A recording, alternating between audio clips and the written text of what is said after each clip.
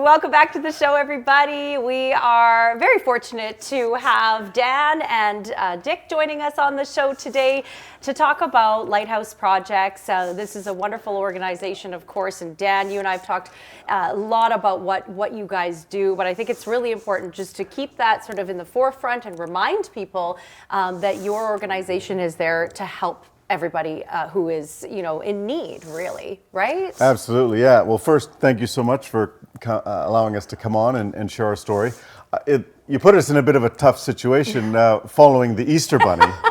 Yes. I mean, it's Holy Week. We would like to talk about that. But, yeah, there you go. But for sure. It all ties together. Yeah, there you go. So yeah, we sure love being a part of the community. As you know, we're all volunteers. We're a registered charity. And we're just friends like myself and Dick that want to make a difference. And even if it's just a small little bit for just a small group of people, it's very worthwhile for us to go out on the streets and share the hope of Easter. Yeah, exactly. And Dick, I know that you're very passionate about giving back to the community as well, right? So what does it mean to you to be part of Lighthouse Projects? It's kind of an amazing story because I want nothing to do with it. I live downtown. I see the people on the street. Yeah.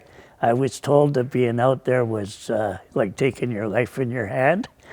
And I finally went out once. And I live with my daughter. When I got home that night, she said, "Dick, you're glowing. What happened?" Aww. It was just such a great experience. Just being out there and just meeting the people. Understanding that these are somebody's sons, daughters, brothers, sisters, and that, but for the grace of God, I could be there with them. So we try to give them a little bit of hope. We try to convince them that maybe there is a better life, that there is treatments, and there is things we can do for them. We're not just out there to give them pizza and feed them. We're out there to try to help them. Yeah. And it's taken a while. They've got to the point where they trust us. We can talk to them. We can help them. That's probably the most difficult part of it, is gaining the trust. Sure it right? is. Yep. One lady in particular, she wanted nothing to do with us. And now when she pulls up, she yells, "You got vodka?" I'm sure there's some really funny, humorous moments too, there right? is. Yeah, there is. Good personalities. Yep. Yeah, excellent. So I know, Dan, there's a few specific initiatives that we wanted to talk about with you today. One of them is talking about feeding, providing those meals for people. And you have another opportunity for that coming up. And I think it's April 15th. We have a poster for that, if we can put it up. There it is, the Back Alley Bites. So this is something you've been doing for a while, right? Absolutely, yeah. We've been doing this for over a year, and we've been partnering with Friars Express, the big yellow food truck. So big shout out to Gord and Dawn and their team. They actually approached us over a year ago, and they wanted to get involved. They heard about what we were doing, so they donate their time, the staff donate their time, the supplies and the food, all free of charge, because they really believe in what we're doing, and they want to give back to the community as well. So once a month we meet right downtown at the old Stuart Wood School. And we're just sharing love, sharing a meal. So whether it's mac and cheese or a burger or a hot dog, it's very well received. So we're really grateful for our sponsors. Excellent. And then another one I found really interesting is to do with cell phones.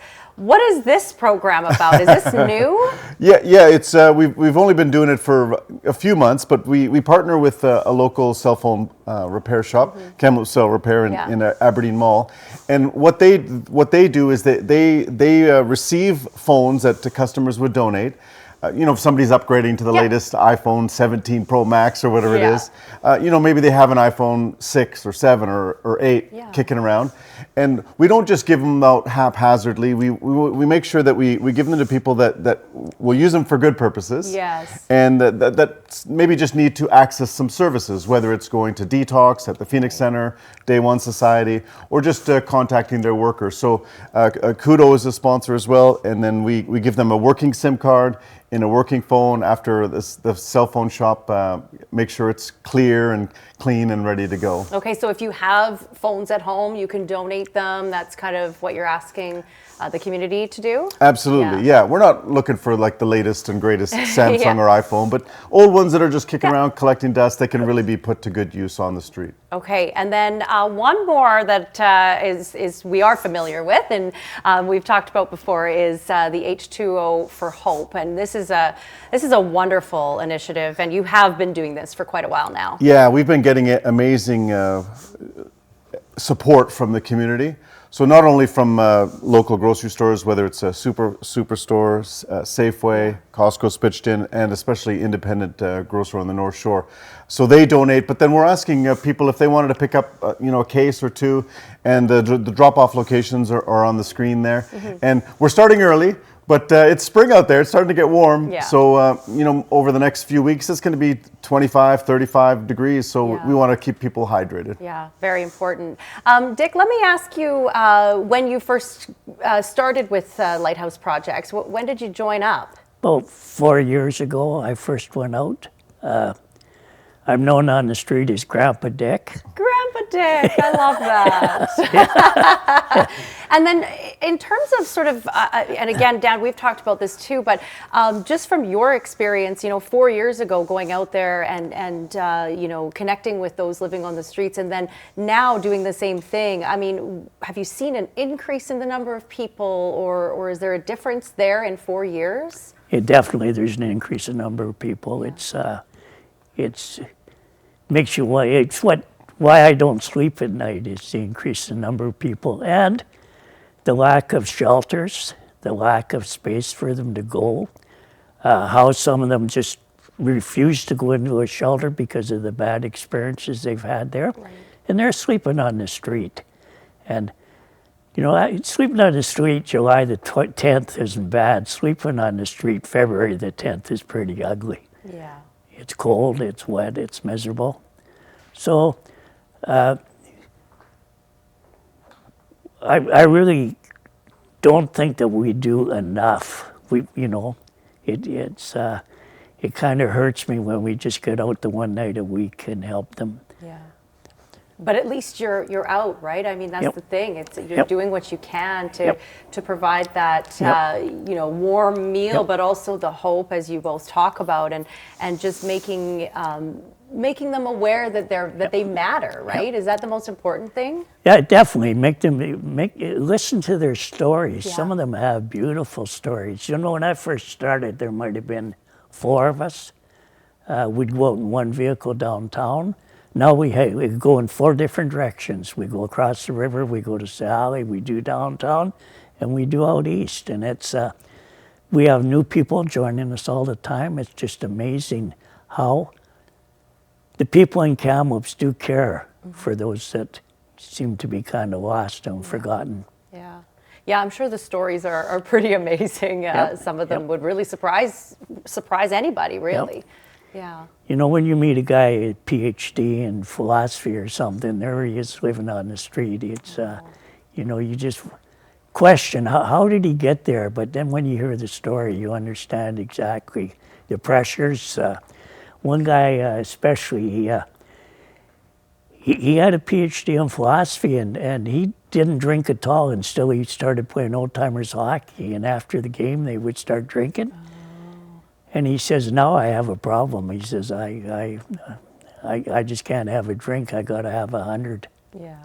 Wow. Yep. Wow. Amazing. Yep. Well, we appreciate what you do, Dick, and of course you, Dan, as well, and your whole team. And there's quite a few of you now, right? Yep.